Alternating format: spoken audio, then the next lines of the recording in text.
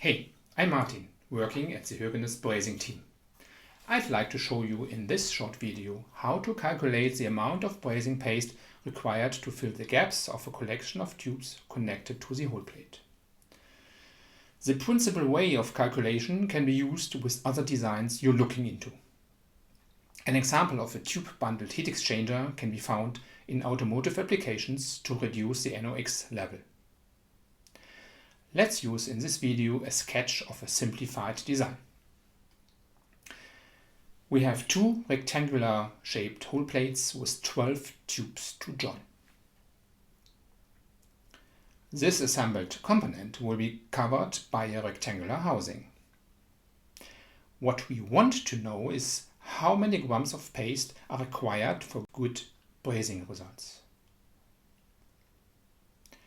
Keep in mind that applying the wrong amount of paste increases costs by losing productivity and product reliability. So what we need to do is to calculate as a first step the volume of all gap areas. For our calculation, we need to know the length, width and thickness of the hole plate, the diameter and number of the holes, the estimated gap clearance of the tubes and to the housing. The volume of this gap is calculated by P divided by 4, multiplied by square of the hole diameter, multiplied by the gap clearance, and multiplied by the plate thickness. And we have 12 tubes to join, so we multiply by 12. Now we need to add the header plate to housing gap volume. We will simply assume a pure rectangular design, ignoring the 2 mm corner radius. This gap volume mass the circumference of the hole plate multiplied by gap clearance to the housing and multiplied by the plate thickness. Adding both results together gives us the total gap volume. But for real-world brazing, we will need some extra amount of filler metal for the brazing fillets. The practical approach is as simple as it is to add 15% volume per fillet. We have two sides on each brazing gap, which equals in an extra of 30% volume. So we add 30% of paste volume to our calculation. Next, we need to transfer the volume to the weight of the filler metal. The density for nickel and iron-based alloys slightly vary, but assume an average of about 7.6 grams per cubic centimeter to calculate the weight of filler metal to fill the calculated gap volume.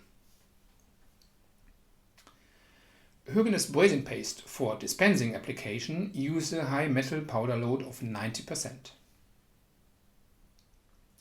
The remaining 10% consists of our binder taking the powder to a suitable paste. Multiplication of the calculated volume with the filler metal density multiplied by 100 and divided with the paste metal load results in the final mass of paste required for brazing. If you like to type in your calculator given numbers, be aware of the different units here. We have millimeter, micrometer and cubic centimeter. Using the origin units required to add some divisors to our calculation formula. I have taken the calculation to an Excel sheet and we get the amount of brazing paste needed to fill all brazed joints to get a nice brazing fillet. 1.96 grams. Oof. So basically 2 gram paste per hole plate in this sample application. Theoretical calculations are a good starting point for first brazing trials.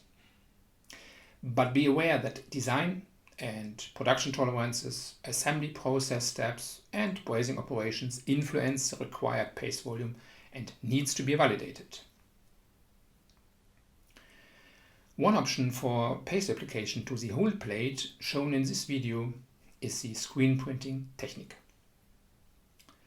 If you like to learn how to calculate the required printing thickness, stay tuned and look out for that coming video.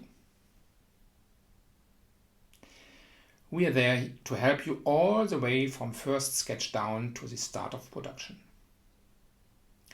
Contact us at hogunas.com/brazing.